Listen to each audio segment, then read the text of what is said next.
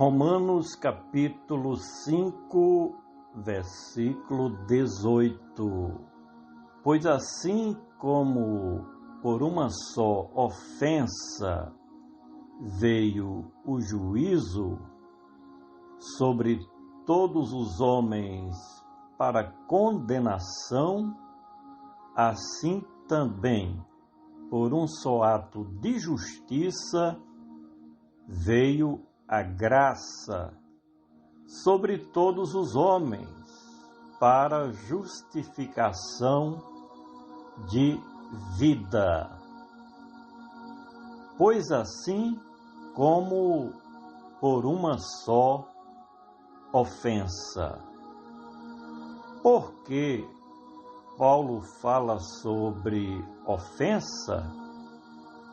Porque o pecado de Adão foi, na verdade, uma ofensa contra o governo de Deus sobre a sua vida e, por consequente, sobre a vida dos moradores da terra, a partir daquele ato de desobediência praticado pelo primeiro homem. Deus criou o homem e vinha todos os dias ter comunhão e comunicação com ele. Deu à sua criatura tudo o que ele precisava. Porque no jardim do Éden tinha tudo de bom. Mesmo assim, o homem pecou contra Deus e também contra a sua vontade. Pois assim como por uma só ofensa veio o juízo. Deus é soberano e não se deixa escarnecer.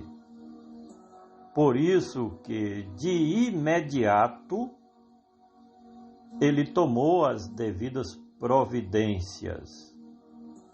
E com isso, os filhos dos homens passaram a colher os resultados pelos atos recorrentes de apostasia.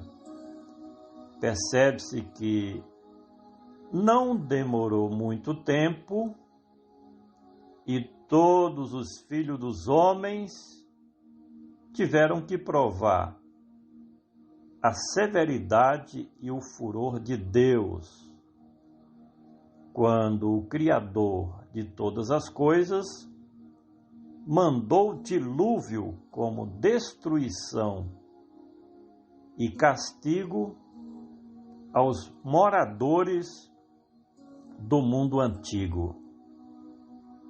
Pois assim como por uma só ofensa veio o juízo sobre todos os homens para condenação. Já dentro da dispensação da graça de Deus, esta palavra condenação tem outra conotação de quando Moisés escreveu o livro do Gênesis, bem como as demais literaturas do Pentateuco.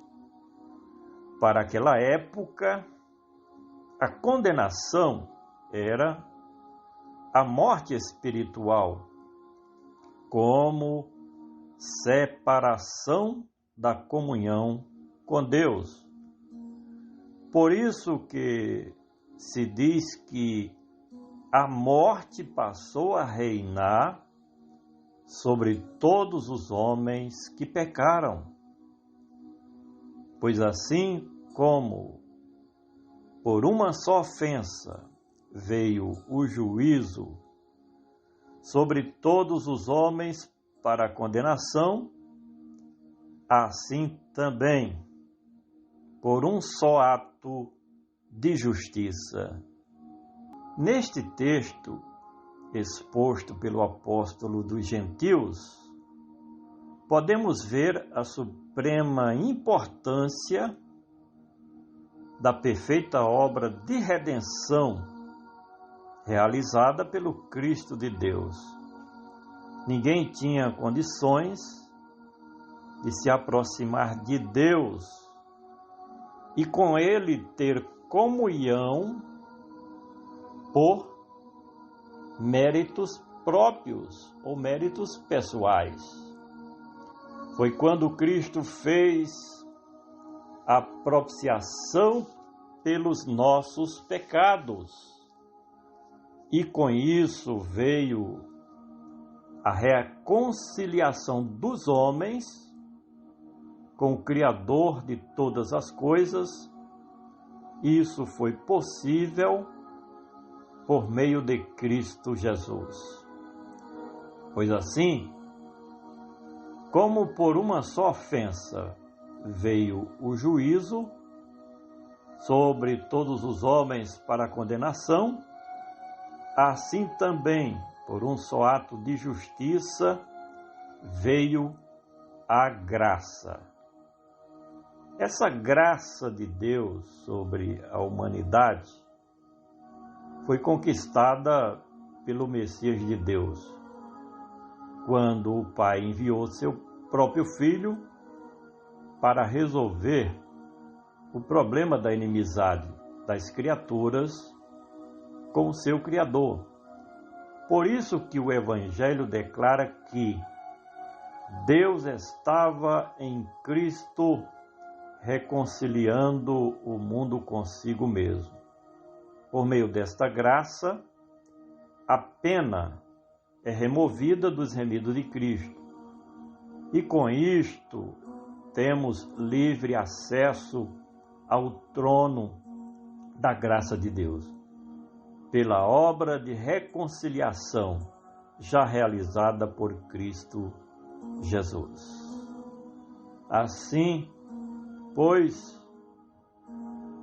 como por uma só ofensa veio o juízo sobre todos os homens para condenação, assim também por um só ato de justiça veio a graça sobre todos os homens.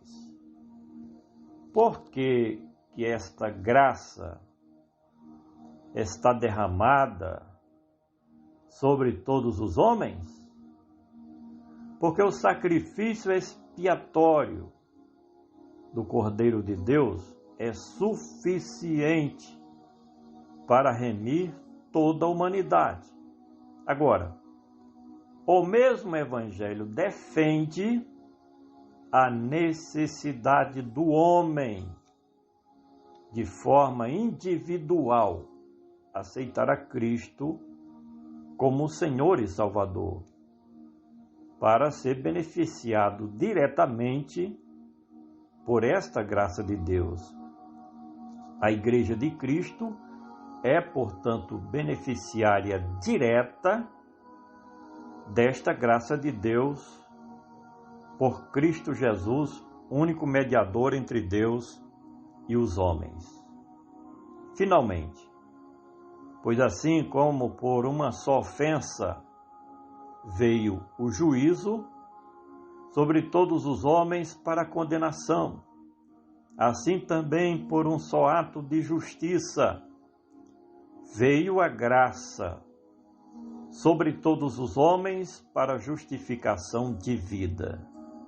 Com a prática do pecado, veio como recompensa a morte, o que Paulo chama neste versículo de condenação.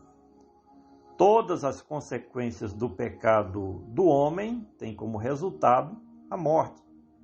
Já a obra de redenção feita pelo Cristo de Deus foi justamente para neutralizar e anular os efeitos do pecado de todos aqueles que se atiram aos braços de Cristo e com isso produzir vida e vida com abundância. Quem vive para Cristo e com Cristo, no final de tudo, colhe a vida eterna em Cristo Jesus.